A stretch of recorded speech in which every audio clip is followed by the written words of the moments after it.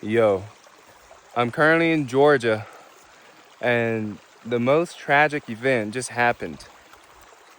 Oh, my drone broke. Oh my god. This is like my favorite electronic device. It has traveled to so many places with me in the past 3 years. I'm in the Caucasus mountain